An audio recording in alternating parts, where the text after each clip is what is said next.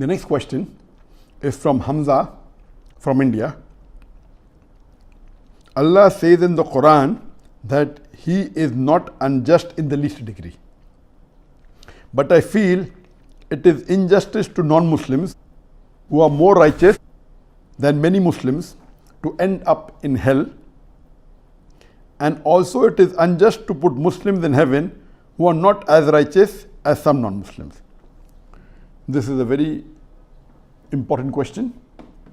Brother Hamza has asked that Allah subhanahu wa ta'ala is not unjust in the least degree, and it is unjust to put non-Muslims who are more righteous into the hell, and unjust for the Muslims who are not righteous to put in heaven.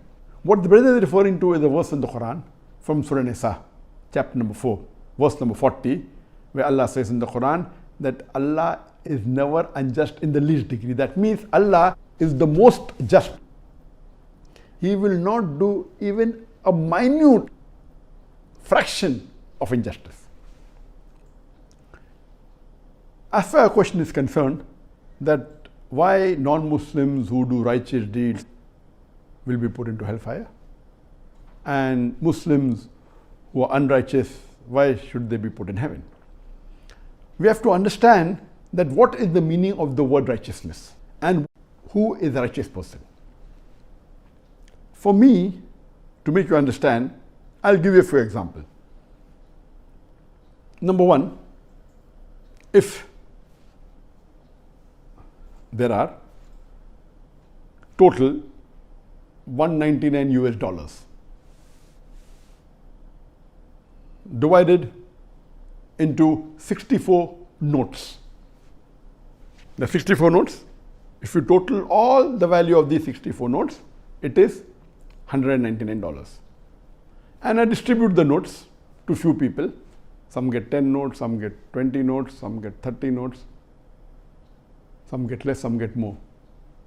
A normal person who may not be aware of the notes and the value will say whoever gets the most notes, number of notes, is the richest person. No, it's not like that. We have to see what is the value of each note. In these 64 notes, one note is of $100. One note is of $20. The $100 note is for a person who believes that there is only one God and that God has got no partners, and Prophet Muhammad is the messenger of that Almighty God. The number $20 bill, US dollar, is a person who prays 5 times a day. Then there's one $10 note, there is two $5 notes. $10 note is for a person who gives zakat, who gives charity. $5 note is a person who fasts, and $5 note is a person who goes for Hajj. The remaining, so all if you put together, is $140. The remaining $59 are $1 bill. So all put together are 64 notes. So 59 notes are of $1. So just because somebody has 30 notes or 30 bills doesn't make him rich. If he has 30 bills of $1, he has only a value of $30. The person who has $100 is more richer than all the other notes put together. If all the other 63 notes put together will make it only $99, but one bill of $100 is more valuable than 63 bills all put together are $99. That's the reason the Creator, He has put this formula. And He clearly mentions in the Quran, in Surah Nisa, chapter number 4, verse number 48, and Surah Nisa, chapter number 4, verse number 116, that Allah will forgive any sin if He pleases, but He will never forgive the sin of shirk. For anyone who has committed shirk has strayed far away, has done the most heinous sin. That means the biggest sin in Islam, according to our Creator, Almighty God, Allah subhanahu wa ta'ala, is doing shirk, is associating partners with Him. It's the biggest sin. And the best thing a person can do is tawheed, belief in only one God, and belief that there is no one worthy of worship but Almighty God, and Prophet Muhammad is the messenger of Almighty God. So He is the Creator, He sets the rule, we are the people who are undergoing an examination. Let me give one more example. That in certain tests there are certain compulsory questions which you should pass separately. Like I did a medical examination in MBBS. Besides the theory papers, we had viva voce, orals. Every student had to pass separately in viva voce. Separately. He may score 100 out of 100 in theory paper. But in the viva voce, if he fails the examination. I cannot argue. This is the rule set. So the compulsory paper in Islam is Tawheed. You should believe in one God and worship Him alone and no one else. And the first pillar that I bear witness that there is no God but Allah and Prophet Muhammad is the messenger of Allah is compulsory. If you fail in this, you fail in the test. You may get as many other marks in the other questions.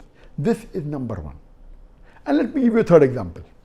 That if there is a question paper, the total marks of all the answers in the question paper, it totals to 1000 marks. One question is compulsory, most important, which carries 501 marks. And the minimum passing marks, the minimum passing for this paper is 501. If you get anything less than 501 out of 1000, that means you have to get more than 50% marks. You have to get minimum 501. If you get anything less than 501 out of 1000, you fail the examination. That means this one main question, which is compulsory, it is Tawheed. It is the first pillar of Islam, that there is no one worthy of worship except Almighty God, and Prophet Muhammad is the messenger of Almighty God.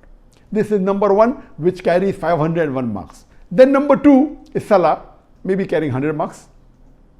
Then would be giving charity zakat, maybe 50 marks. Then fasting in the month of Ramadan, that may be 20 marks.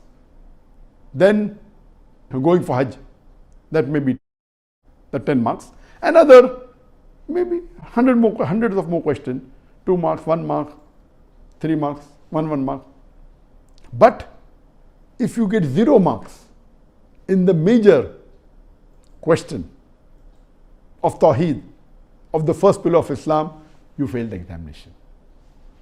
So this is a test for the hereafter. Allah says in the Quran in Surah Mulk chapter number 67 verse number 2, Alladhi khalaqal mawta wal hayata. It's Allah who has created death and life to test which of you is good in deeds.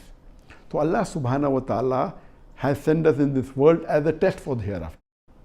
And the rules and regulations have been laid down in the Quran, in His last and final revelation.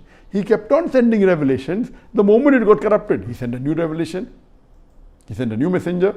The moment it again got corrupted, He sent a new message and a new revelation. There were many revelations sent on the face of the earth. By knowing, we know only 4. Torah, Zabur, Injil and the Quran. And the last and final revelation is the glorious Quran. And the last and final messenger is Prophet Muhammad, peace be upon him. So, you may be thinking, this non-Muslim, he is very honest. Okay, what is the marks for honesty? Okay, maybe 5 marks. Out of 1000 marks, 5 marks. He is very charitable. Okay, maybe 10 marks. He is very kind, 10 marks. But out of 1000 marks, these 5 marks, 10 marks, 5 marks, 10 marks, 2 marks, 1 mark will not make him pass the examination. You may be thinking, okay, he's doing 10 good deeds or 20 good deeds. But if that one person who has the $100 bill, who passes in the viva voce, the compulsory question, the one who gets full marks in Tawheed, he is the person who is sure to pass. The best would be a Muslim who believes in Tawheed, offers Salah, and also gives charity zakat, also fast, does the Hajj, is good to the neighbors, loves people, is honest, who does not bribe, does not have alcohol, does not gamble, who helps others, helps the neighbors, loves his parents, and so on and so. He's the best. Maybe he'll get 90% marks. Maybe he'll get more than 900 out of 1000. There may be other Muslims who may not be honest, but yet believe in Tawheed. But because they believe in Tawheed, they've got the $100 bill. They've passed in the viva voce. They've got 501 marks already in that one compulsory important question. So logically, who would be higher? in the examination. A person who's got 501 marks or a person who's got 5 marks maybe 10 times, 50 marks, 100 marks, 200 marks. So what you have to understand, we have to understand what is righteousness. And Allah says in the Quran in Surah Hujurat chapter number 49 verse number 13, Ya ayyuhan nasu inna khalaqnakum min zakarin wa unsa wa jalnakum shu'uban wa qaba'ila lita'arafu inna akramakum indallahi atqakum innallaha alimun khabir. O humankind, we have created you from a single pair of male and female and have divided you into nations and tribes so that you may recognize each other, not that you may despise each other. And the most honored in the sight of Allah is the person who has taqwa. The criteria for judgment in the sight of Allah subhanahu wa ta'ala, it's not sex, it's not wealth, it's not color, it's not race, it is not gender, it is taqwa, it is righteousness, it is God consciousness, it is piety. So as you rightly said, who is righteous? Imagine our Creator, Almighty God, who has given us this life, who's given us the clothing, the food. Clothing, food, besides the point, how many of us thank Allah for the water He has given us free? How many of us thank Allah for the air if we don't get for a few minutes we will die? How many of us? So imagine if we are going to associate partners with the Creator who has given us all these facilities in life, who's given us the body, who's given us health, who has given us food to eat, has given us clothes, and then you say you're righteous. The biggest sin you can do is associate partners with Him. You worship somebody else besides the Creator. So what you have to understand, what is righteousness, is very important. You have to understand that very clearly. So if you understand this, what is righteousness, you will come to know and you will realize that who should get more marks. So if you know this, then inshallah you will never object to the justice of Allah subhanahu wa ta'ala. Hope that answers the question.